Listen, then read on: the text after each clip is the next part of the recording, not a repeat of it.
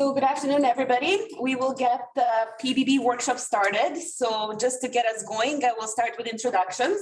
So we will start with Chris, if you can introduce yourself, and then we'll do around the room and around the screen introductions. That sounds great. And hopefully my audio is a good chance for me to test. Sounds good. Thank you. Hi, everyone. My name is Chris Fabian.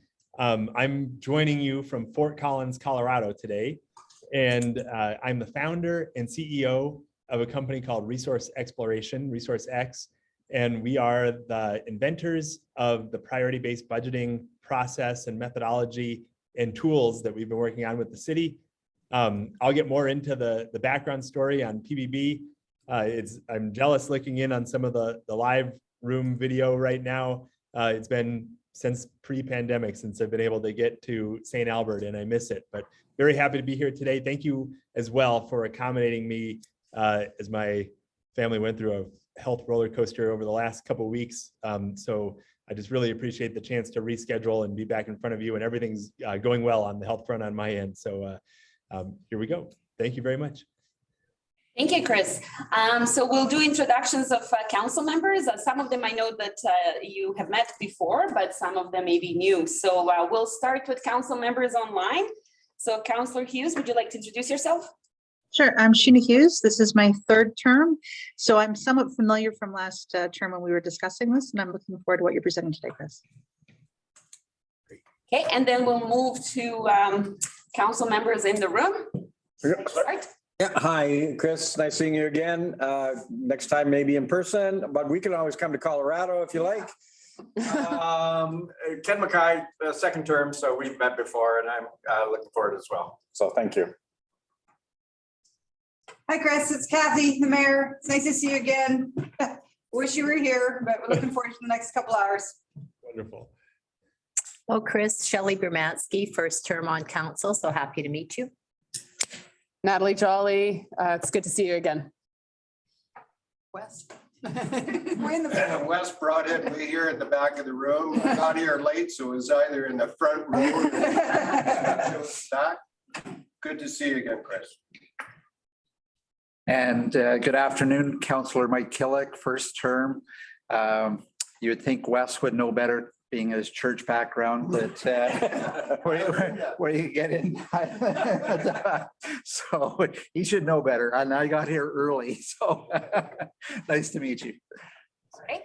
And then we'll go over introduce our executive leadership team. So Diane M, start with you. Diane McMarty. Hi, Chris. I'm currently actually in the interim deputy city manager role for a little while anyways. And you can see Diane Enger. So Diane, if you could come a little bit closer to this table over here. Hi, Chris. Diane Enger, interim deputy city manager as well. Diane and I are stepped up to over the next few months.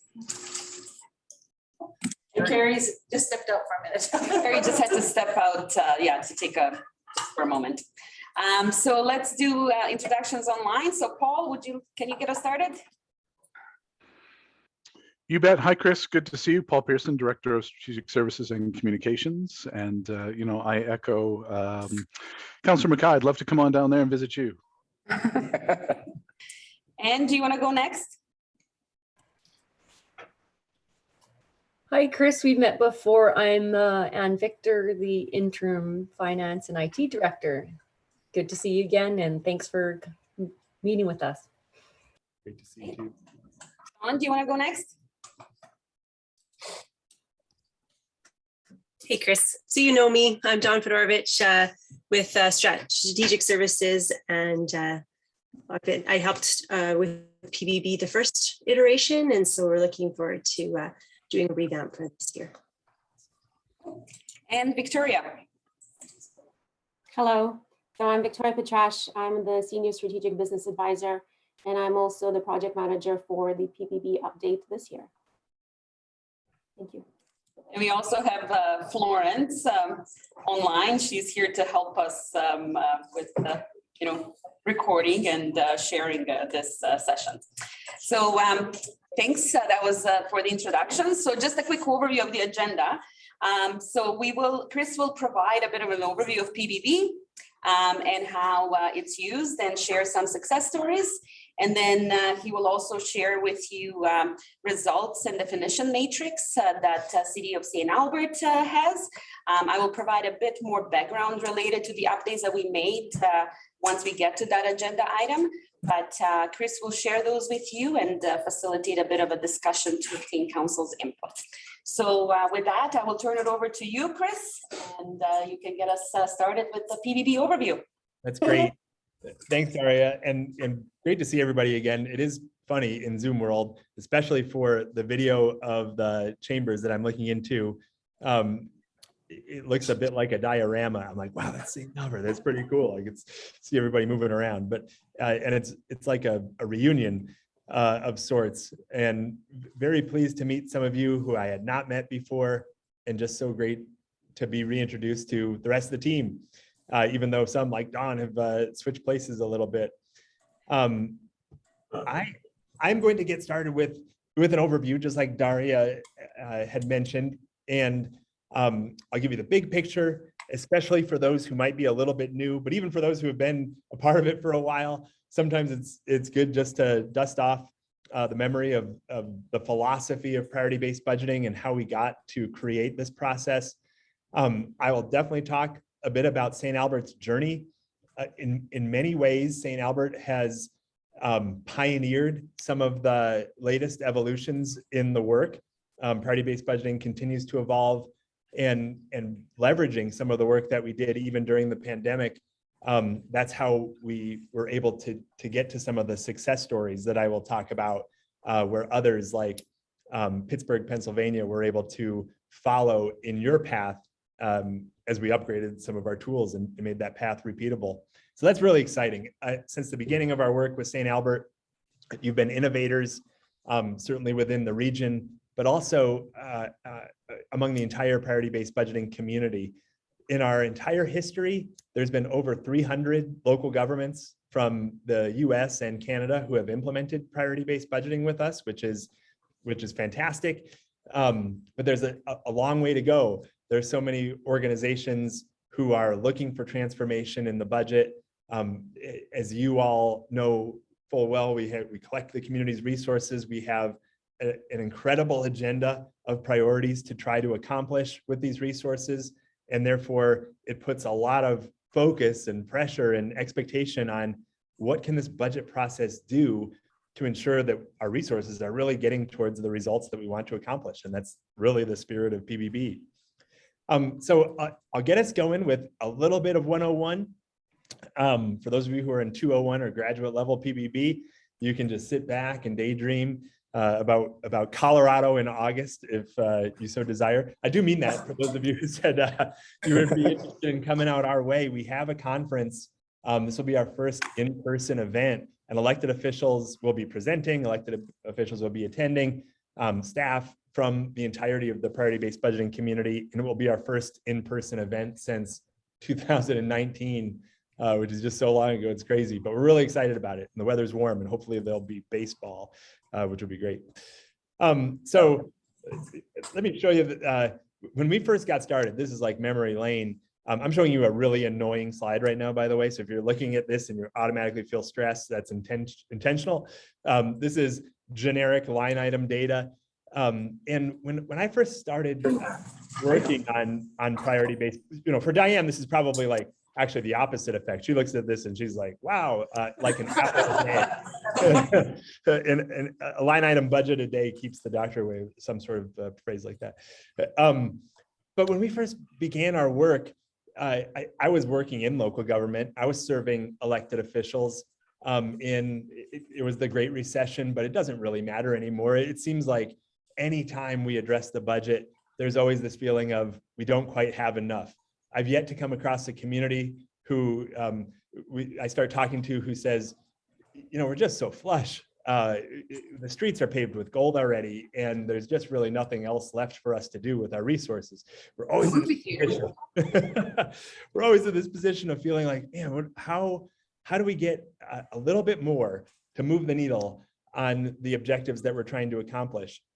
And in our community, much like so many others, this is back in 2008, our elected officials are scratching their head saying, you know, do we need to cut the budget? Is that what we should be doing? Should we raise taxes? Is that what we should be doing? Something's got to give. Something different needs to take place. And so then we look to, well, where can things give?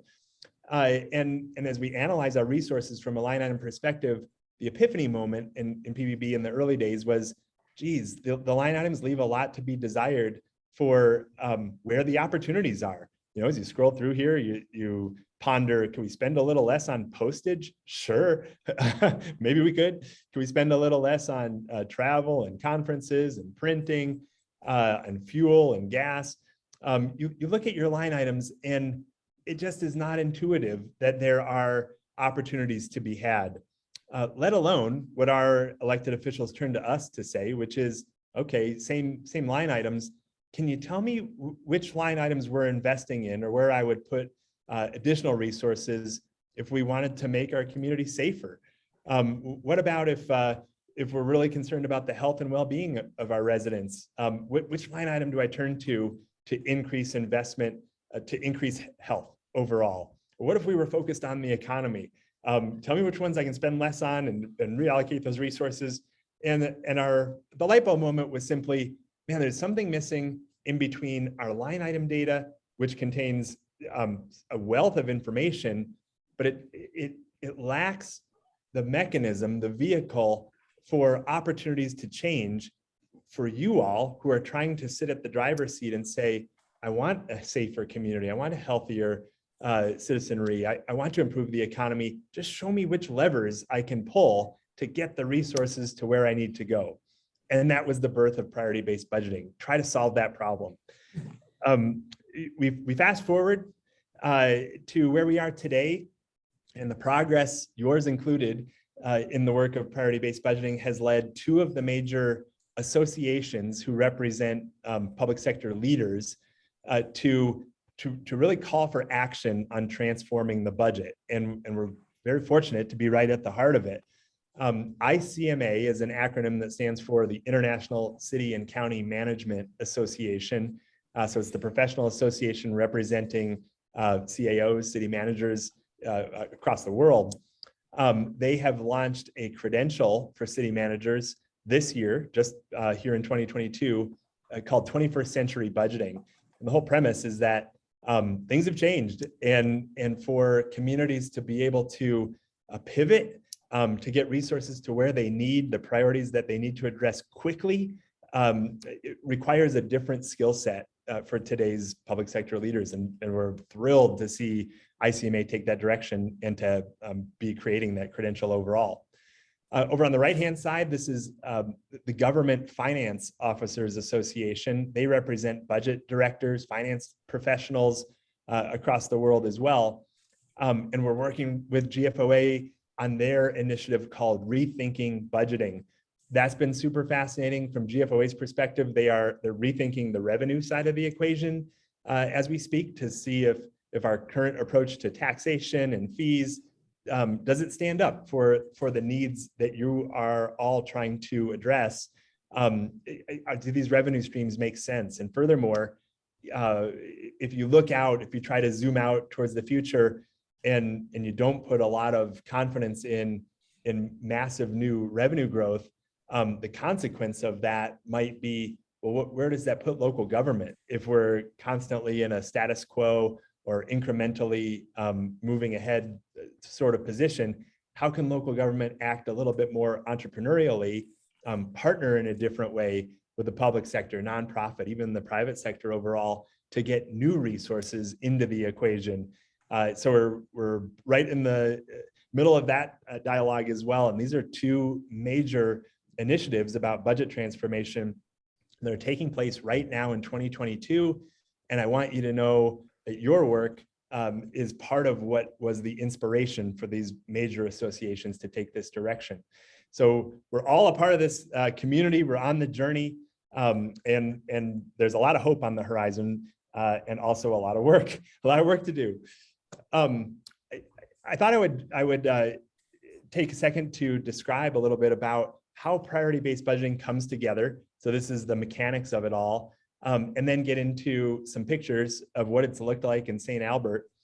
But the fact of the matter is that most organizations start with that line item budget data. And again, everybody needs line item budget data. It's really important for spending control, for accounting purposes, to compare budget versus actual. There's a good reason that we invented line item budgeting, which actually celebrated its 100-year anniversary last year. That's a fact. I made a presentation at the 100-year anniversary of the line item budget last year. It has stood the test of time, but it has also now begged, we need to advance upon something that was invented 100 years ago. I like to think 100 years ago, maybe in St. Albert, there was someone like me who was making a presentation on like, hey, this is the latest advancement in budgeting. It's called line item budgeting, and compared to whatever existed before. I don't know what that was, but the idea is we're going to try to recenter the conversation not on line items per se, but on the programs and services we provide and the service levels that you may wish to consider. And I know that's been at the heart of the dialogue in St. Albert. So instead of trying to think through, should we spend more on postage or less on copiers and printers, we're going to take a step back and say, those are just resources. Those are just categories of spending that actually fit into a bigger picture, which are the services that we're trying to provide to our residents overall. So what my little graphic was trying to do, if you can see, was recentering the foundation of our dialogue on trade-offs at the program and service level. And then we start attaching information to those programs that we provide. So the line items, when we attach line item data to programs, what you get is the cost of the program. So a program might be snow removal, and you sure really want to know what it costs you to provide snow removal. In fact, you have that in your priority-based budgeting data. There is a prize, I believe, if anybody guesses the correct answer for how much you spend on snow removals. We'll get there later on in the presentation. So we want to know what we do, the programs we provide, and we want to know how much they cost, the line items allocated to the programs that we provide. The red layer, what we call basic program attributes, is simply what else might we want to know about the program that might help us to understand, do we need to do it? Can we do it in a different way? So we ask questions like, is the program mandated? And who's mandating it? Is there a federal mandate at play? Is it provincial in nature? Is it one of your own local mandates or something self-imposed? Is there something that was a part of the city charter or incorporation documents of some sort when you were established in the very beginning of time? Or is it a policy or an ordinance from a council? Those are all different flavors of mandate. Even best practice or industry standard might be a type of mandate because you're providing something in a certain way because a class of professionals have said this is the best way to do it. So basic program attributes contain things like, is the program mandated? What is the population that it served? Is it our entirety of our population? Is it a small portion? Change in demand is a basic program attribute, or cost recovery. These are all the things that you would kind of really wish to know about for every program that you're providing. And they're things that you probably ask during every budget conversation when you're trying to get the lay of the land. And we're saying, these are questions that everybody asks all the time. Why don't we just tag the programs with this basic information so we'll always know it and we can question it. We have some communities who use their basic program attribute data to challenge mandates or reverse things that you've required yourselves to do via policy in years past. The yellow layer then is the next graduate level up, which is not only might we want to know basic things about the program, but what we really want to know is how are they influencing our ability to achieve results for our residents overall. So that's the impact on outcomes. And that's really important. At the end of the day, you want to know, if I fund this program and if I double the funding for this program, do I get better results? Is this producing a safer, healthier community overall? Or if I withdraw or divest ourselves of investment in a certain program, I want to make sure I'm making those decisions for programs that have the least amount to do with an impact on the outcomes we're trying to achieve. So measuring the alignment of programs with outcomes also allows us to measure the alignment of resources with outcomes to the extent we've attached resources to programs already. And finally, the purple layer, a very interesting concept is, where are we headed with each and every program? Every program has a future. Every program is on a trajectory. If you take something like cybersecurity for IT, many of us believe that that program is probably on a trajectory of growth. If it's 3 years down the road and we're still investing the same amount into cybersecurity as a program that we are today, that probably feels like not the right direction.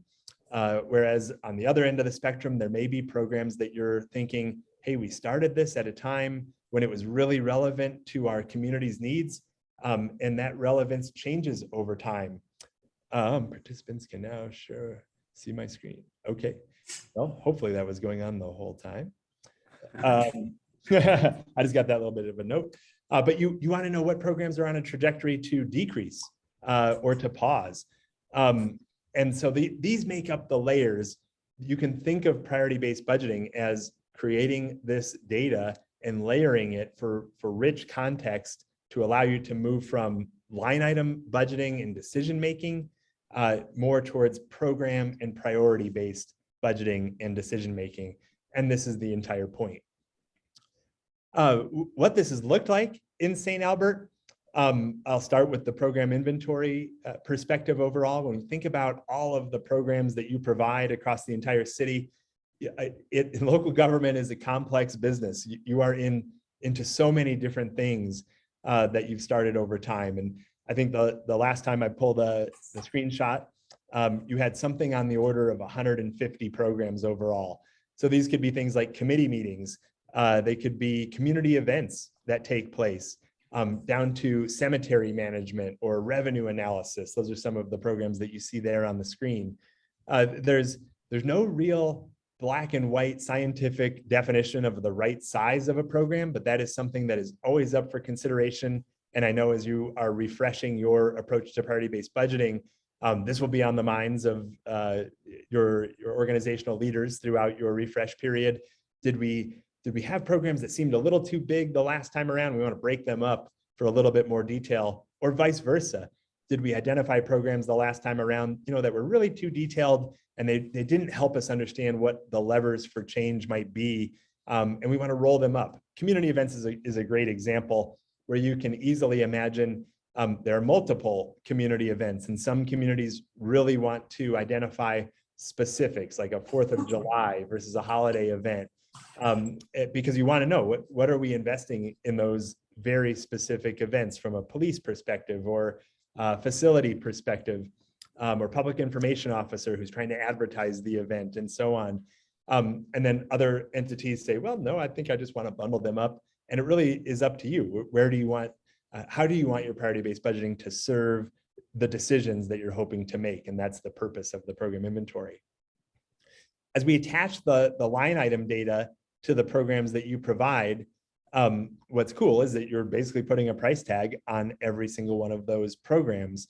As you look at your departments, you already knew this information from the way that you had budgeted in the past, how much it takes to run recreation and parks, all the way to solid waste management or engineering services. But with the program inventory data, we can drill down into any particular department. And so for solid waste management in this example, we could see what is the cost of curbside recycling versus curbside organic collection versus basic garbage collection, as opposed to the recycling depot, the compost depot, or public education. These are all specific programs that take place that are being offered within solid waste management. It's not down to the line item level. Line items have been associated with these programs overall. And that's how we know, as I hovered over curbside garbage collection, that the last time this was calculated, it was about $1.2 million to provide that program overall. Now, if I really wanted to scrutinize, how'd you come up with $1.2 million for this program? You could. I'm sure everybody can read this really clearly from your seats where you are. So here we see, sorry about that. But I want to give you the understanding that the cost is backed up by the allocation process that took place. So you have your personnel cost, and you can get down to each and every staff member who has been associated with some percentage of time allocation to serving curbside garbage collection. And you can look at all of the non-personnel. So for those of you who really still want to feel that confidence and the satisfaction that the line items are definitely accounted for, they're just not front and center for the discussion of trade-offs. They are the backup information so that we can accumulate and find out what we're investing in curbside garbage collection in this particular program. We can also look at revenue side. So in this case, it was very satisfying to me to see that your solid waste fees, your flat rate charges, and refuse stickers add up to program revenue that exceeds, well, is on par with the cost of providing the program overall. So that's a good sign. But if you zoom out and you think about every other program that you have where program revenues are at play, your priority-based budgeting data offers a great place to go look if you were ever trying to consider, hey, are the program revenues where we want them to be? Are we at full cost recovery? Might we reconsider the revenues that we're collecting? Some of our communities throughout the pandemic had such wild fluctuations in program revenues from downtown parking, for example. There were less visitors for a period of time, and you saw those revenues change drastically. In other cases, it was intentional. We had some communities use this specific data to reconsider revenues that might be inequitable to their community overall. So this is just data, but it serves broader conversation, including the budget, including strategic service level discussions, and even revenue collection discussions that you may want to get into. The next piece in terms of scoring, we talked about those basic program attributes, everything that you might want to know about a particular program, as well as the program's impact on the results or the outcomes that you are trying to achieve for your community overall. So this just being a snapshot of scoring in the tools, I'm going to get into the types of results that you had identified the last time around, but this is where we're trying to achieve alignment. How does my program achieve community well-being as it was defined in St. Albert? How does my program influence economic growth and resiliency, or infrastructure and transportation, or creating a better natural environment, and so on and so forth? The connection between programs and results is how we ultimately get the connection between budget and results and your investment decisions overall. So to show you an example, this is business attraction, one of the programs that you provide. And for basic program attributes, we could see that there's a high demand for business attraction overall. It scored highly on a scale of 0 to 4, where each of those scoring categories had a specific definition. It is not highly mandated, but there are city policies that are associated with business attraction. So that seems legitimate. Population served is low. It is not a program that serves the entirety of the community overall, but that's okay. It doesn't need to score highly in every category. Cost recovery. This is not necessarily a program like garbage collection where people pay a fee for it. It's part of your overall strategy for economic vitality. And degree of reliance, it also scored low. And what that simply means and what we're tracking there is this the type of program where there are other possible providers who are attracting businesses overall to St. Albert? Basic program attributes can expand. I wanted to go through these sort of one by one with you, just especially for those who are brand new to the work, but even for those who have been along for the ride now for a couple of years. We see communities in the priority-based budgeting community overall start to expand their basic program attributes from time to time if there's something new that you're hoping to keep track of. In Boise, Idaho, over the last 2 years, they added a basic program attribute specifically to vulnerable populations. And this had everything to do with certain communities in their overall city were impacted to a large extent by the pandemic. And they were really trying to think through, what programs do we offer that are specifically targeted to influence the lives of our most vulnerable people? So you think about homelessness programs that they have, or you think about mental health programs that they were offering, and they could filter on those particular programs by tagging them with basic program attribute information.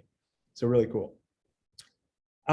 Moving over to the right, every program was also scored, evaluated in terms of its influence on the results that you're trying to achieve. So that's what we just talked about a moment ago. You had an initial set of results. Each result was defined specifically for relevance and meaning to the city of St. Albert. And as your organization took every departmental program and started to think about how does this program influence our results, they have to create this initial theory of influence. Departments went through a self-assessment. They are the subject matter experts after all, and they're closest to the programs. And it also creates legitimacy overall in the process, trust in the process for departments to self-score. And then that was followed up, however, with a quality control step called peer review. And in peer review, the departments are not looking over their own programs, but instead cross-departmental teams gathered together, centered around each result. So you'd have a peer review team for economic growth and resiliency, a peer review team for community well-being, and they reviewed all of the programs where the departments had scored themselves relative to that result and had a conversation around, do we find the score legitimate? Do we want to ask the department some questions to validate? And so on and so forth. And that peer review component of the process really builds trust from essentially a model like a jury of our peers. And so as you look at business attraction here, you can see it scored really highly in economic growth and resiliency. Business attraction did not score so highly for safe and secure community. That makes sense. And so this connection process is really communicating how the program influences the result and how we get to prioritization at the end of the day. So punchline, in the beginning of my presentation overall, I was showing you the ugly spreadsheet data that I had kept in my bag for many years, and then begged the question, how would we ever come to find out how those line items connect to a safer community or healthier residents overall? And so one of the first value propositions of priority-based budgeting is a look in the mirror, a first measurement tool to portray a picture like you're seeing on the screen for your investment of your budgeted resources directly to the results that you're trying to achieve. If you look at this, this is somewhat dated from the last go around. This is what we will be working on refreshing, but we can see the darker the bar, that the dark bar represents those programs that scored really highly towards a particular result area, and the length of the bar is the investment of resources. So if we look at the length of dark bars for community well-being, we see that it's a little bit greater than economic growth and resiliency. Infrastructure and transportation, however, has a larger dark bar, meaning you're putting more money into programs that have a great degree of influence on infrastructure and transportation, and so on as you look at the rest of the chart. There's no right answer to the chart. This is a tool for decision makers and policymakers, elected officials, and it's a tool to launch dialogue with your own organization and your residents to say, is this the right level of investment in natural environment? Or if we have greater goals for this particular result area, we want to see that investment grow. And then the next question becomes, where will we find the resources to do that overall? So if you think about it that way, it's a measurement tool. It's like getting on the scale. There's no right answer to get on the scale, but you know which direction you want to go. And the same is true for the results that you are investing in and trying to achieve as you start to now look at all of the other strategic frameworks that you are pulling together that I've seen as a part of the work that Daria has shared with me. This is but one measurement tool to say, where do we need to go from here with the direction of our investments? What's also cool is, like I demonstrated with garbage collection, this is a different portrayal of the same result map. We can see all of the results that you're trying to accomplish and all of the departments and the programs they provide to accomplish each and every result. I can dig in further into snow removal and actually find out which one of you predicted that it was 4,253,226. I'm sure one of you got that right. check your lotto tickets, right? And then if I want to drill down even further, I can see, again, like the garbage collection example, specifically what we're doing for snow removal and how we come up with that cost. But what we didn't show for garbage collection a moment ago is that snow removal here is one of the dark blue programs adding a lot to your community well-being. When I share the same slide with the city of Los Angeles, they don't have the same story to tell. Snow removal would not have a great impact on the results they're trying to accomplish overall. So as Daria wrote in her memo to introduce today's workshop, this session today, this is work that you implemented. You spent the time to create this program inventory, to do that first mapping of line items to programs, and then to connect these programs to results for the purpose of prioritization, and also for the purpose of just having this business intelligence that's in front of you to be able to leverage for a pandemic, to be able to leverage for future goals. And that's what I'm going to get into next. One of the first things that the city of St. Albert used their data for was to apply what we call the priority-based budgeting blueprint. And the blueprint was a framework, a very simple diagram to demonstrate the intent of priority-based budgeting, where on the left-hand side, we see, if I'm in your shoes, if I was elected official, but I don't need to, the point of starting the company was, I look out, at Resource X, we look out at local governments and we see there are so many new needs that we would love local government to be able to get the resources it needs to invest in, and that's where we fit in. But where it connects to you is you're sitting in your chairs, you're looking out towards the future, and you certainly have new needs that you definitely need to fund. This diagram that I just had appear was shared with me from Daria, and as I have begun to look at it, your vision in your planning processes, establishing the community vision and the pillars of sustainability, your municipal development plan, the council strategic plan, your long-range strategies, I have no doubt that you spend a lot of time thinking about your future needs. And so our job, or the job of priority-based budgeting, is to ensure that you have a mechanism, an engine to get the resources to back up that vision that you're trying to accomplish. And for that, you have basically two ways to do it.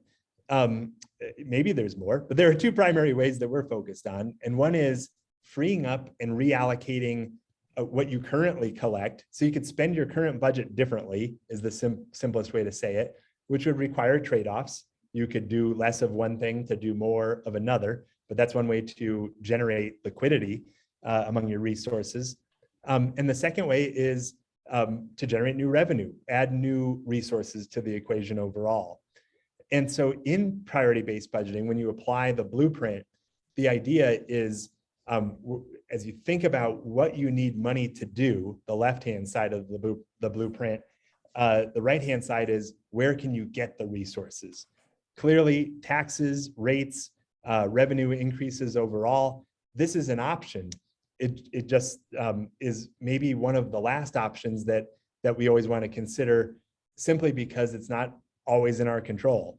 We need to go and have the confidence and the support of our community. And if we can do that, fantastic. That's a wonderful solution. But our hope in using the blueprint is to look under every other rock first, and make sure that we have clarity around what our other options might be. So as we move up the chain of revenue ideas, another is regional cooperation, where you could be a partner entity for a regional solution where others want to combine forces with the city of St. Albert and maybe pay you to do something. We see this all the time in terms of fleet consolidations. We've seen health department consolidations overall, even parks and rec consolidations between cities and counties and neighbors, where one of the entities is simply better positioned to provide an economy of scale, and other entities pay into the system where you can possibly be revenue generating overall and create a win-win for the region. We're excited about that. And then you have your basic fees and charges, of course. So back to garbage collection, where appropriate, do you have any areas where collecting revenues for full cost recovery is your policy priority? And we just find that there are usually lots of opportunities there. And by studying each and every program, studying their costs, studying their revenue, you can have that specific dialogue. Moving to the other side, and again, just talking high level and conceptual, you can free up and reallocate the resources you already have. One way to do that is to contemplate the service levels of every program you provide. I know it's something that St. Albert has been on the path of doing and stays pretty disciplined and diligent in analyzing service levels. So you look at, would increasing a service level get us closer to achieving our vision? Would decreasing the service level or eliminating a program altogether give us the resources we need to fund the service level increases we're looking for on the left-hand side of the blueprint? We could talk about program efficiency, which is how can we do the exact same program for less resources overall? Oftentimes this is reorganizations that might take place or centralization of a function across multiple departments. It could include the use of technology to replace the way or change the process that you have for a particular program. Everybody knows what an efficiency is, of course, but we're saying by analyzing every program you have through the lens of efficiency, you're bound to come up with ideas. And then we talked about insourcing for revenue generation. We can talk about leveraging your partners to save money and free up your resources in order to do something else as well. And that's the outsourcing component of the equation. When last we applied the blueprint, this is the look of your budget from a line item perspective. We finished our insight workshops. The program insights are blueprint related opportunities for actions that you could take. And I just found it so striking that you could compare, this is one way that the budget looks, and this is completely appropriate and line item based and accurate. And then we can look at the exact same budget in terms of its blueprint opportunity. So same budget, same amount of investment, and these are the areas where you have opportunity for increased revenue, repurposing resources for program efficiency. Many programs are still on a status quo trajectory when we did this exercise the last time, and that's totally okay. Not every program will have a specific opportunity, but what's really cool is that most of the time, every program starts off as status quo, and now only a few programs are represented that way. Here we have places to insource for new revenue opportunity for partnership. Some programs, left-hand side of the blueprint, identified for service level increase. So what a cool way to see your exact same budget, but with a new lens. And also, as a result of doing programmatic reviews in the midst of the pandemic, when COVID was first really ramping up and staff in St. Albert were trying to assess what options would we have if our revenues really start to crash, your program data was a platform for departments to identify cost savings opportunities, revenue generating opportunities. And this was a portrayal of actionable opportunities that could take place really soon from when we did this in 2020 versus another scale of which opportunities would be very complex or hard to do. And it's my understanding that the work that the organization did to first dream up all of these various opportunity areas was part of the work that Ernst & Young was able to leverage as they made some of their recommendations as well. So all to say, in the city of St. Albert, you have been using your program level data now in numerous applications, which makes it all the more exciting as you start to think about where you're going to head next overall. As we talk about next level applications of priority-based budgeting, I want you to know that it was your use of your program data for insights, and Dawn and Daria, specifically, and Diane, you will recall those were processes that we created on the fly in a crisis, using Excel spreadsheets and experimenting with ways that we could facilitate the work. And we learned from that experience as fast as we could, built it into the software tools to help the next community figure out how they would follow those same breadcrumbs for any other types of opportunities that they might be wanting to take a look at. And one of our very next organizations was the city of Pittsburgh, Pennsylvania. So picture yourself, it's still the revenue downturn from the pandemic. and hard enough to just balance the budget and survive and stay afloat. And Pittsburgh called us to say, we're already making cuts to our services just to balance the budget. But what was gnawing at them from Mayor Bill Peduto and staff, Chief of Staff Dan Gilman, was it's not sufficient for us in Pittsburgh to just balance the budget and get by for the pandemic. I mean, we have to do that. But at the same time, they wanted to ensure that they were freeing up even more money to keep committed to their climate action plan that they had established, which was now all of a sudden starting to look like it had no extra money. And so if I'm articulate enough, the point I'm trying to say is here they were just trying to balance the budget to survive another year, but then the mayor comes to say, but we actually need to cut more because we need to find more resources to not fall short of our commitment to our climate action plan. And that was an extraordinary challenge, and it took a lot from the departments to buy into, but they did it. And I'll show you that it was the use of their program data and their blueprint, much like the city of St. Albert, that got them there. This is the mayor speaking at the climate conference in Glasgow last year, talking about priority-based budgeting and the alignment of very scarce resources towards their climate goals. When they reached out to us, they had just finished putting together this climate action plan. And when their sustainability director was trying to get this approved in their budget towards the end of, I guess that was 2020, the budget director said, these are unicorn projects. Resilience sustainability director said, what do you mean by that? He said, they don't exist. There's no, the funding for these it just does not exist. We're never going to fund these projects under this economic climate. That caused the mayor and chief of staff to address the departments and say, well, we could do it this way. We could hold on to every single program we are currently providing in our departments and just be status quo and not fund our climate action plan. And that has consequences for all of us. But the call to action was, are we going to put our money where our mouth is, so to speak, and be the type of community who's leading the charge from a climate perspective, a sustainability, environmental sustainability perspective. So just like you did with spreadsheets and our very first versions of what we would come to call an insight workshop, City of Pittsburgh took their program data and looked and scoured them through the lens of sourcing opportunities, looked for all program efficiencies, tried to identify service level changes that were the best of their possible recommendations, and any entrepreneurial revenue generating ideas as well. And at the end of the day, identified $41 million worth of new resources, 23 million coming from spending their current budget differently. That's the sum of those repurposing ideas, and 18 million from new revenues overall. $41 million, and this is 41 million that they didn't have to now apply. It doesn't cover the entire climate action plan, I'll tell you that.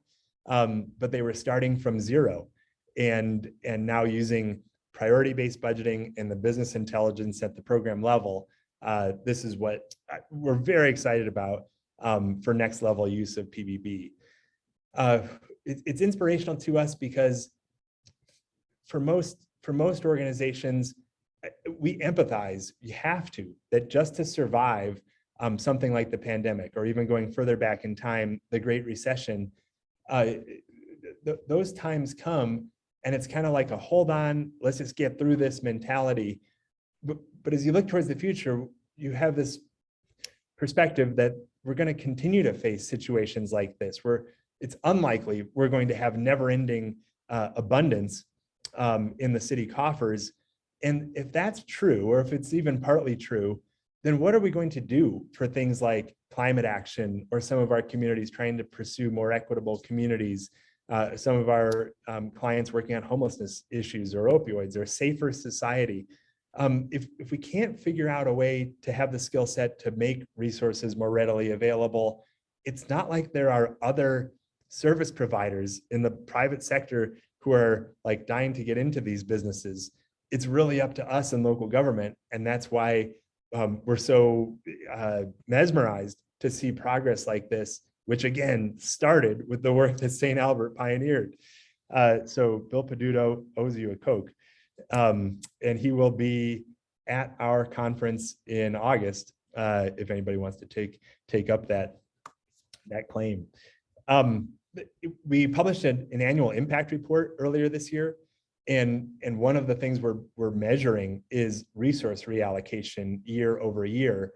And you see expressed as a percentage of the budget, we do have a few communities who are hitting this mark of being able to identify and repurpose upwards of 10% of their budget, which is a substantial amount of ongoing resources to be able to apply towards new needs. Down here, we see some of your neighbors, Fort Sask, from 2020 to 2021 was closer to 3%. Hey, that's still 2.7 million in terms of repurposed resources that they're able to apply towards unfunded needs for their future. And that's pretty exciting. Last success story, speaking of Fort Sask, and I'm winding up my presentation and we'll get into the results here in just a moment. One more glorious pointed look at a line item document. Fort Sask has made the pivot to representing programs and service level changes in their budget document from one year to the next. And they too are working to evolve their work. I don't have their 2022 adopted budget yet to do the same comparison, but pivoting from the line item perspective to now here are departments and every one of their programs that they are providing, the year to year change. This is backed up by the year to year change at the line item level, but it's represented as programs and as footnotes. These are the explanations for why some programs are seeing an increased investment and other programs are seeing investment go down, where resource reallocation ideas could take place. And if you talk to their budget manager, Shannon, her magic moment was just seeing council's focus shift from being in the line item detail, while there's still questions there, to more of the program service level change opportunity area. And we find that really exciting. Again, it's a first step and foray into what you can really do with this information as you move forward. All right. With that, I'm going to take a transition now into where you're headed next. And if anything is sunk in from the presentation overall, it's that it all starts with your vision. It really does. It begins with your perspective of the long term, what you're trying to achieve. The blueprint is all about what's happening on the left-hand side. Where do we need resources to go? What are the priorities that we have? And then the right-hand side of the blueprint is where we're going to get the resources to prioritize towards the future that we're trying to create.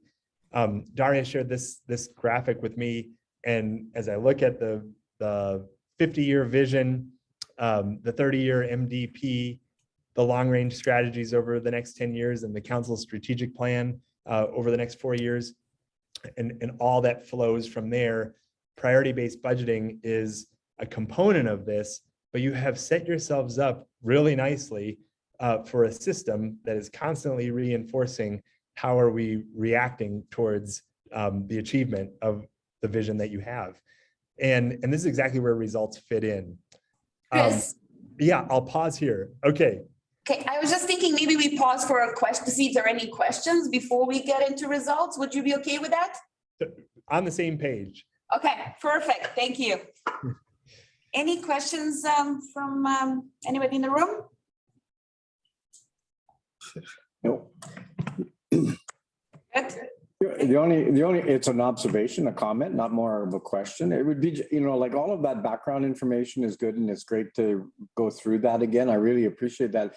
I just wish we could have some way of having that out there so that more of our residents actually know that what's involved and how we can do it, or what's involved, so that we're not just, that there's this really evidence-based kind of method and methodology behind some of our budgeting and our framework. I mean, it's really nice to hear that all over again and live it and see that it's successful in other communities as well, because I think so often so many people just think that we don't know what we're doing and we don't know what our drivers are, and it would just be really nice to, even if it's just have that information out there. And I realize you don't, there's, you drown somebody with information, but at the same time, it would be interesting if we could somehow share that in some form or fashion. So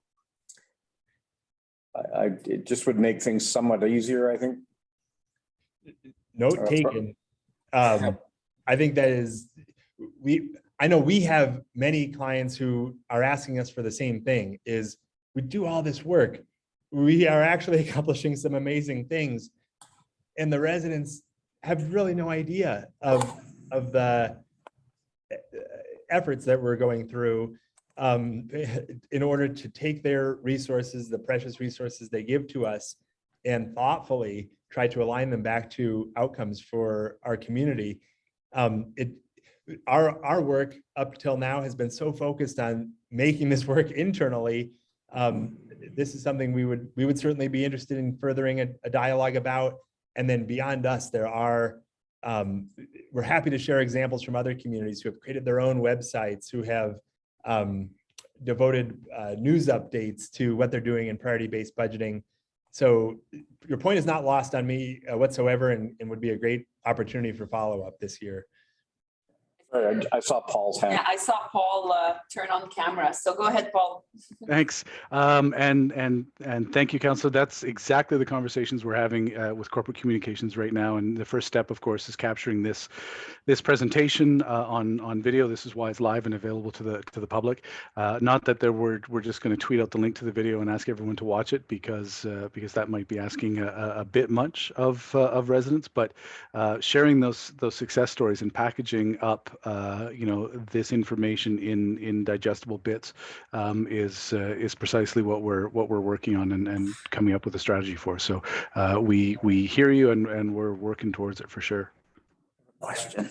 Okay, we have one more question, Chris. Sure. I'm not sure if I'm on the screen here, Chris, but as a new counselor, I'm going to use an example because maybe it'll help explain my question. But so we have a strategy that says we want to have safe streets and transportation and look after residents. We have a snow, to use your example of snow clearing. I love that one. And we have an unusual snow removal year, unprecedented situation, real time here in St. Albert. So how do we make sure the linkage between what our priority is and a set budget of money, that we still have the flexibility and the opportunity to say our goals don't change, but our budget has to, and it has to in real time. We're 100% subscribed on our budget. Where do we get that extra money from to keep our priorities aligned and our budget aligned when weird things happen? I mean, I think it's a great question, and it's not unusual at all. Like, our priorities shift all the time in real time. And for most of us, the budget exercise is an annual process that tries to anticipate where we need to be. It's a planning exercise where we need to put our resources to the best of our knowledge at a point in time. So whether it's unprecedented snow and you're looking for what are we supposed to do for snow removal, or the COVID situation when many communities were immediately scrambling for who needs to return to work to be providing their services, and which programs do we need to provide in a different way. One answer is, there's a lot that has to go into it, but one answer is, when this happens, we need to know, yes, we need more resources to go to snow removal in your example, but where are those resources going to come from? Where is that trade-off going to take place? If I'm in your shoes, you want to know a lot about where those other options exist, because if you're going to double the service level for snow removal, that means those resources are coming from somewhere. And I would sure want to know, where are they coming from? Is it coming from a program that is not mandated, that has less impact on a certain portion of our society? Maybe the program isn't paying for itself. Maybe the program is lesser of a priority overall. As it comes to where are you going to subtract resources, that's a really hard part of the conversation, but you're going to have to do it. And so priority-based budgeting is but one tool and some information to support the divestment dialogue. Yeah, okay, because I just see so many of those things coming, whether it's unprecedented snow or COVID or, you know, communities go through wildfire events or, you know, there's a long list of things that, you know, I would say climate change or that we're in a changing environment. That's the only thing that's normal now is the amount of change. I mean, we could talk on this all day. This is also where I would encourage any priority-based budgeting community to also understand where your regional partners exist and where you have opportunities and where you don't. If it's a matter of combining forces for how we're going to tackle, just picking on snow removal again, does it make sense? Could it make sense that there's a bigger economy of scale to be achieved across multiple entities in the region? Is that a way to optimize more than just across your departments, but across cities within the region overall? All of those areas of the blueprint are opportunities to discover or explore where new resources have to come into play, because at some point you're already there. It feels like everything's spoken for. All of our resources are accounted for. So where do we have other options still? Okay, thank you. Yeah. Any other questions? It looks like we're good, Chris. All right, thank you very much. So the heart of today's presentation, as we think about kicking off your next foray in the evolution of priority-based budgeting, is your result matrix. And Daria, I know in the original memo you had sent to me that this has been distributed, I believe. Yes. Okay, great. Yeah, and I can speak a little bit to it if you don't mind before you jump in. So just for council information, as you know, we just finished PBB before COVID started. So we jumped in and we did end up using it, and we did have quite a few lessons learned. So one of those lessons learned was that we really need to do this way before budget is pulled together. So we really see the greatest value of PBB actually in the planning process, so that we can have conversations related to services and service levels that we deliver both internally and with council.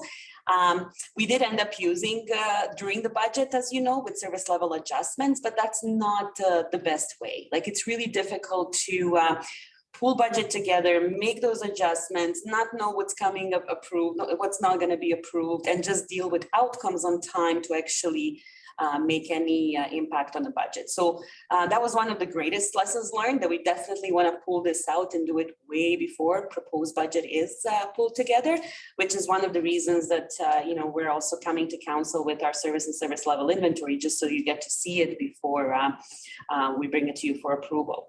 The other lesson that we learned is that just when we were scoring each of the programs or services against the results that we had, we just had way too many results, like categories, and some of them were overlapping. So the groups that were tasked with scoring those, they were really challenged with making a kind of difference between one and the other. And also it didn't really align to the rest of our strategic and business planning. So with council's approval of our new updated strategic framework and alignment of those long-range strategies to MDP goals, those big goals that you actually see on the screen here, starting with robust economy, we took the opportunity to realign PBB results to that as well. It just gives us greater alignment to strategic and business planning. And then of course, it hits the budget as well. So what you received in your package is the old categories that we had and the results and descriptions, and then the new ones that are aligned to our long-range strategies. Where we had result aligned to MDP and long-range strategy, we moved the wording so that it's consistent. And we try to keep it as consistent as possible. But again, would focus on streamlining. So as Chris reviews this with council, what we were hoping to get is just your initial thoughts, your input related to how does this feel? Does it cover those key results that you would expect to see us deliver for those key services to community? Did we maybe streamline an area too much? But we are really hoping to get council's kind of thoughts, input before we bring this back to council for acceptance later on this spring. So if you have any questions, we can certainly answer those questions, but I just wanted to provide a bit of an overview to explain why you see slightly different structure to it. Okay. Oh, I think we have a question. Yeah, I did read through this and the 4 pages, and I'll admit I was totally lost because there was no context as to what I was reading. So that's, you know, being new to the whole process, it was, I really didn't know what I was looking at. I'll be honest. I could read, but I couldn't, I didn't have the context to really understand it. So if we can start off with a real, I don't know, maybe whatever comes before a 101 level of understanding, it would be helpful for me. Hopefully it doesn't bore the rest of council that may already be more aware of this, but it would be super helpful for me to kind of, you know, back up a little bit with an understanding of what I'm actually looking at on these slides. Sounds Chris, good. can you help us with that? Got it. You got it. And let me pause 1 second here. It took hours and hours and hours to get to that. Yeah. Like Yeah, we spent hours and hours and hours. Yeah, the condensed version would be helpful. No problem at all. Yeah. And one of the things I wanted to go back to, so these are results in when we look at robust economy, resilient infrastructure, mobility choices, community well-being, green environment, and great places and sustainable growth. I'll introduce some priority-based budgeting vocabulary, and they're what we call a result. And programs, every program that you offer throughout the entire city, they get scored, evaluated in terms of, does the program have a high degree of influence on robust economy, some degree of influence, or no influence whatsoever? Then that same program is evaluated in terms of its influence on resilient infrastructure, in terms of mobility choices, community well-being, green environment, and so on. Programs are split between community-facing programs. That's why this was titled Community for 2022, meaning programs that you offer directly to your community overall. So snow removal is a great example. Snow removal, it faces your community. You offer it directly to your residents who are the recipients of the benefit of that program, as opposed to, there's only one other category to keep track of, and that is governance. And so the governance was in green in your packet, and governance programs are internal. They are the programs that help the city keep the lights on, so to speak, to use that type of phrase. So an internal governance program might be payroll processing, as an example. Someone is responsible internally for making sure that your staff get paid on time and accurately, and that's the program of payroll processing. That is not offered directly to your residents in the community like snow removal. And so in the invention of the methodology, we were thinking, well, if you have snow removal and payroll processing scored or evaluated against the same criteria, it would be non-intuitive. Payroll processing, you don't provide it to create a robust economy in terms of visitor attraction, employment growth, and business attraction and retention.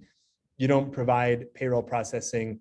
It doesn't directly serve resilient infrastructure or mobility choices and so on and so forth. And likewise, snow removal, if you compared it to internal reasons for existence, snow removal, yeah, you want to make sure you do it efficiently, but it's not about creating fiscal stewardship within or communication engagement and customer services. So I'm hoping point number one is there are two types of results or evaluation criteria.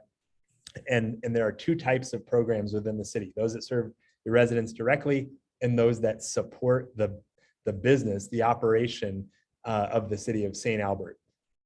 And the internal governance programs are going to get scored against criteria that is appropriate for them, the results of governance, and the external facing community programs get scored against the blue community-oriented results. As an outcome, you're going to end up with a big ranking of all of your community-oriented programs, those that are most relevant or most influential towards these results, differentiated versus each other across the entire city. And then you're going to have a separate ranking of all of the programs that are most influential from a governance perspective. So you have a ranking of internal programs, a ranking of external programs. That's the prioritization.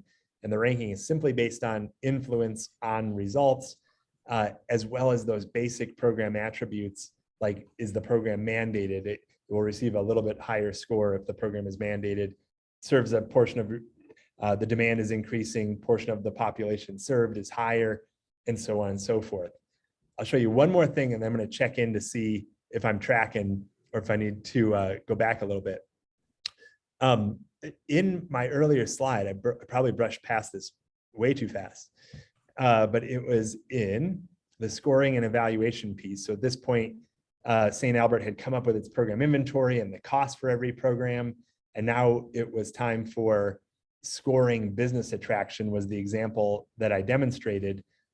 And as you look at this scorecard, the department first had to take each and every program, in this case, business attraction, and on a scale of 0 to 4, where 4 is a strong degree of influence and 0 is no influence whatsoever, pretty simple scale, but to allow for varying degrees of influence, the department would say, business attraction, what does it have to do with economic growth and resiliency?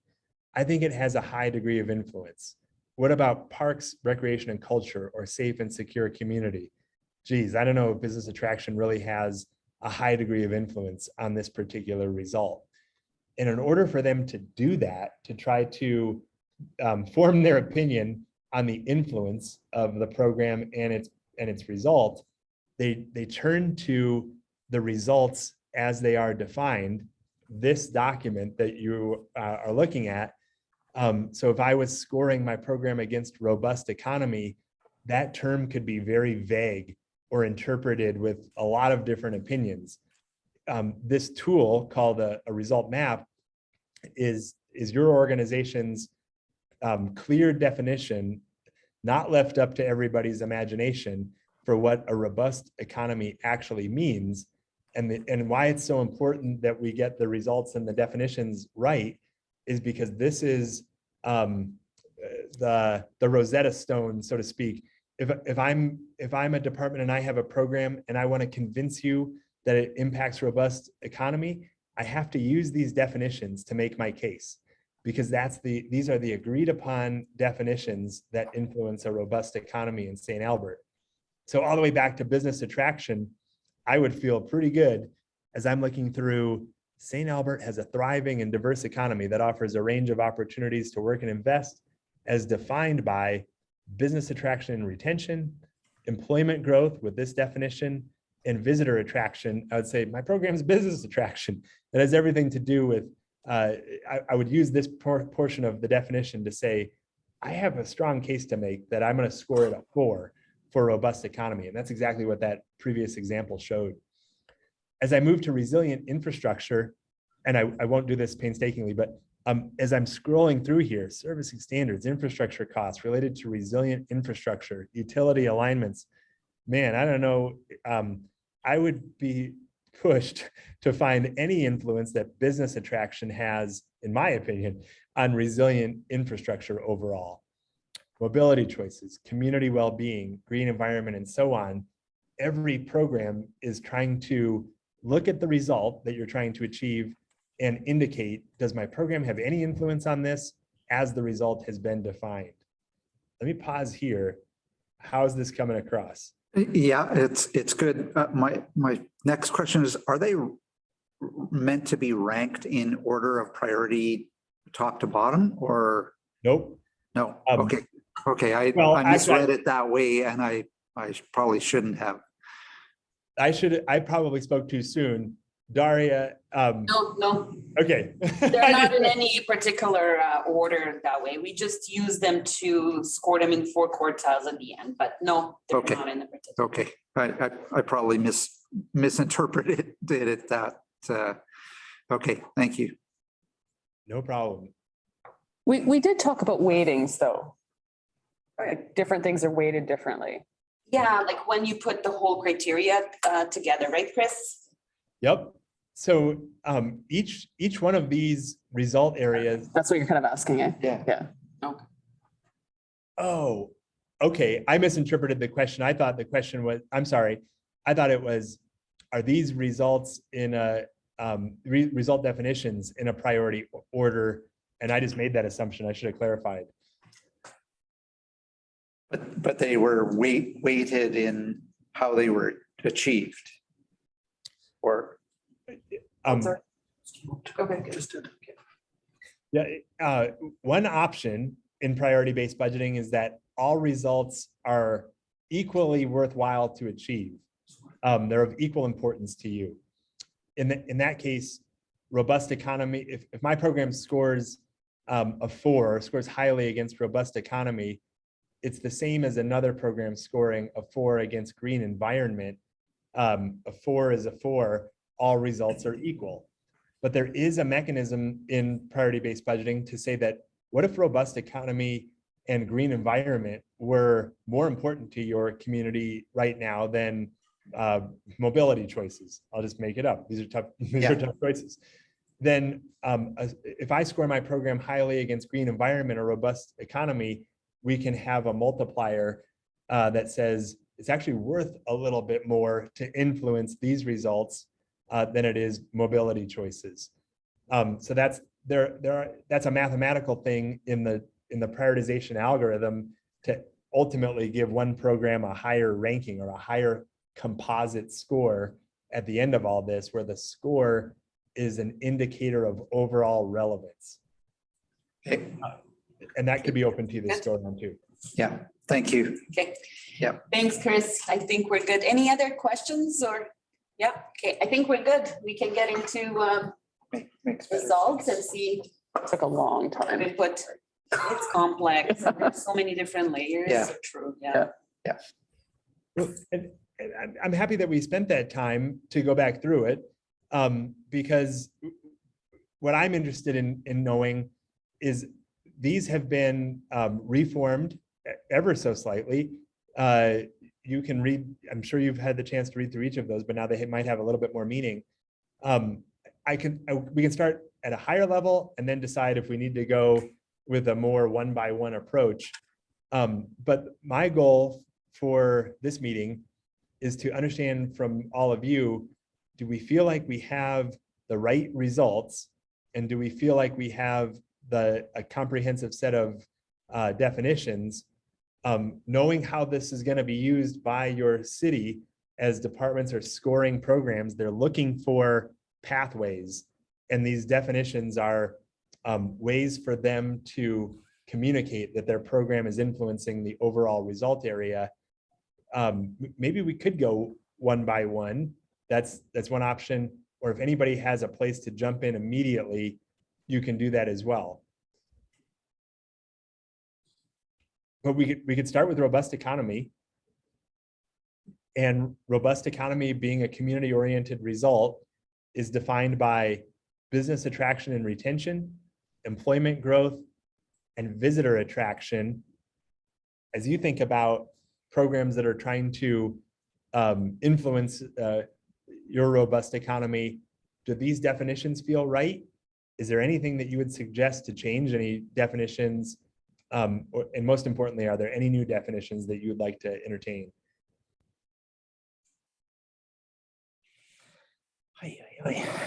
Is it, I mean, part of that conversation is going to happen next week. So it's a little challenging to jump into it right now.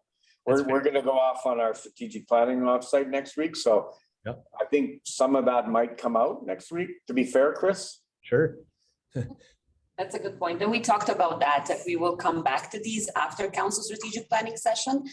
This session was supposed to be after your strategic planning session, but because we moved strategic planning session, we kind of capped it. But that's a very good comment, and we will come back to these results once council has their strategic priorities established, for sure. So it can be general comments, nothing. I love the recommendation as well. So rather than meticulously having to go through each and every one, do you want to take 5 minutes to have the chance to review these and think them through for some general commentary? Not this week. Well, I mean, looking at all of the top. Sorry, my name, the name went out of my head. Results. I personally don't really see any differences in relation to, for myself. I mean, they align with our existing strategic priorities and the corporate business plan. So, I mean, so I don't want to start getting into a deep discussion and a wordsmithing, because I don't. Myself personally, I sense that we're going to have that conversation next week, but also I don't see right now any changes outside of, obviously we're coming out of a COVID world, and we're going to have to build some resiliency in case, to prepare ourselves for potentially something else. But at the same time, I don't see any changes in mine anyways. Makes total sense. Really? Good. Could you explain that to me?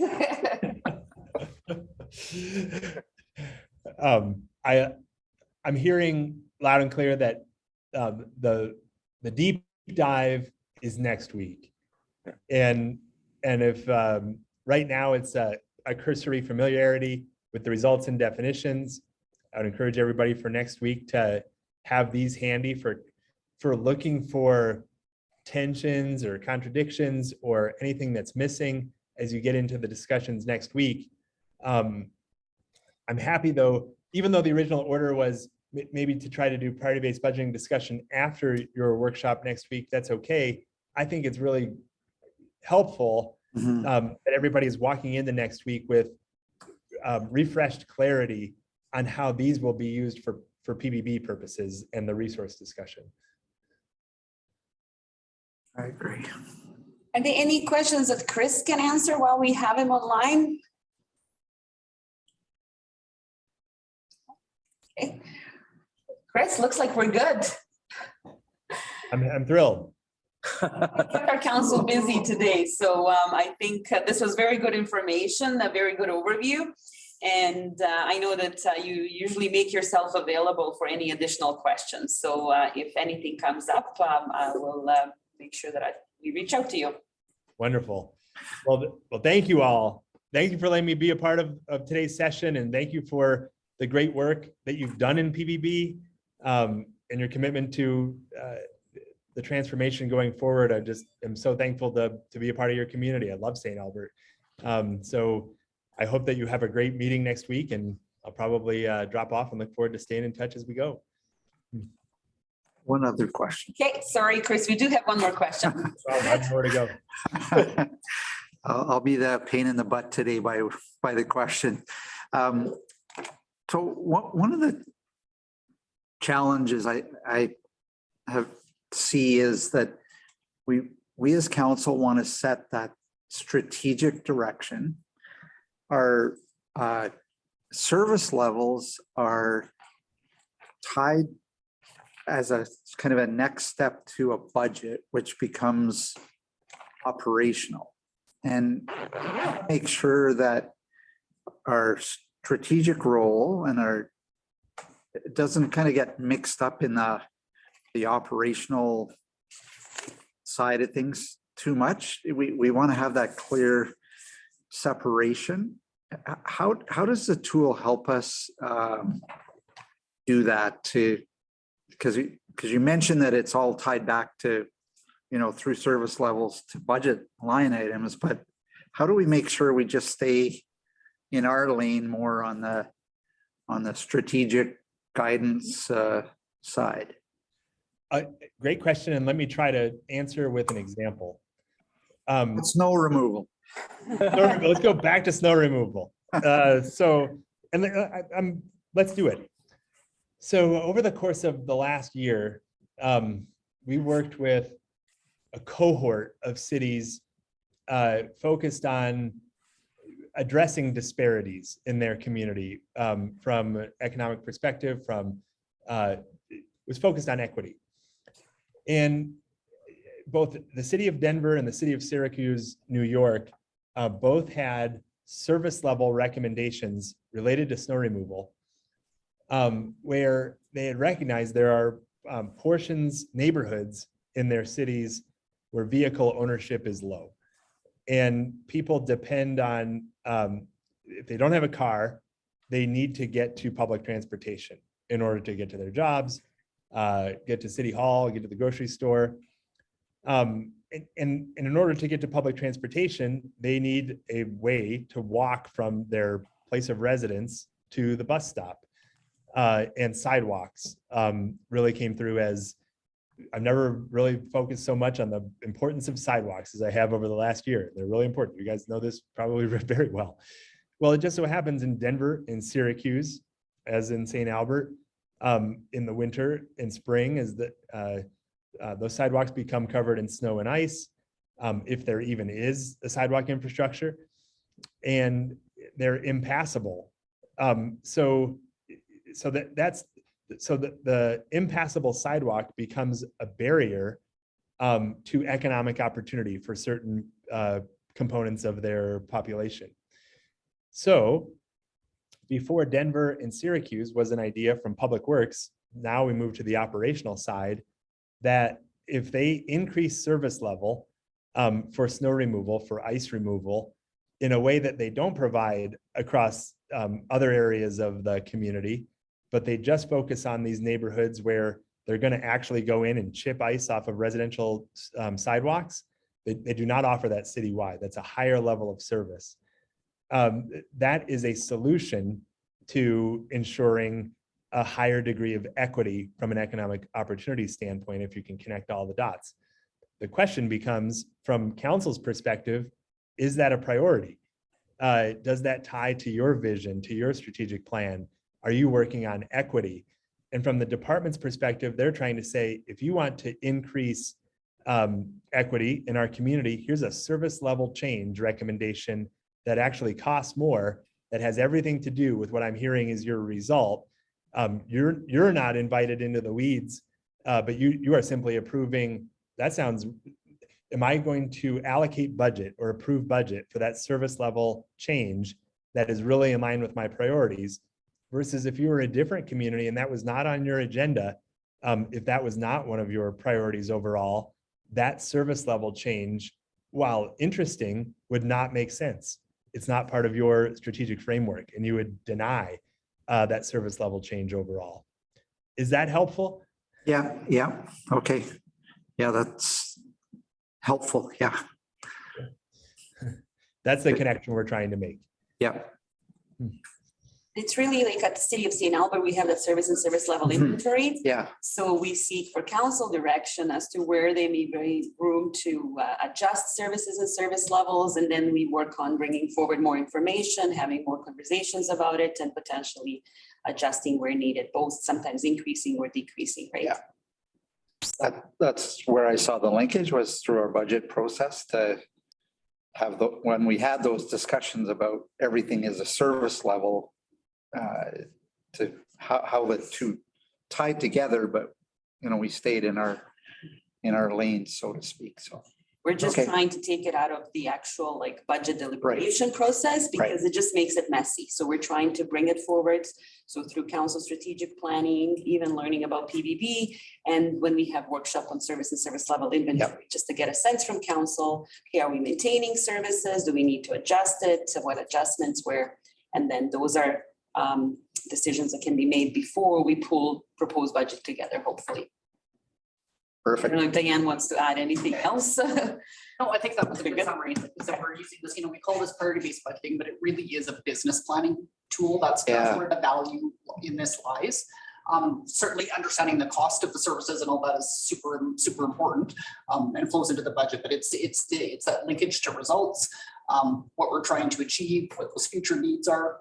And I'd like to start, to sort of changing the discussion around, obviously the last 2 years were a little bit different because we were really trying to solve a financial crisis with COVID, with all of our lost revenues. But, if we're going into the future and looking at, managing our tax increases, but we have all these new services we want to provide, it's starting to shift the discussion from service level decreases, which has such a kind of a negative connotation, to budget reallocation, so that we're taking stuff from lower priority areas and moving it to higher priority areas to meet the goals of council. It has same money, but you're now providing it to higher services that mean more and make more impact on those results. Good. There you go. We're getting a great point, Diane, from Chris. So thank you very much, Chris. And as I mentioned at the beginning, so this was, to provide an overview refresher for PBB and for our new council members, just to give you that overview so that one of the tools that we use to inform decisions. As I mentioned, it was supposed to be after council strategic planning sessions. So please take a look at the results, have them ready at the strategic planning. Not that we will refer to them, but just to have as you're talking about priorities for this council term. And then we will cross-reference once your priorities are set to see if any adjustments need to be made. So we'll certainly do that before we bring it back to council again. So again, Chris, thank you very much. Thank you, everybody. Hey, Chris. See ya. Bye-bye. Hey, thank you.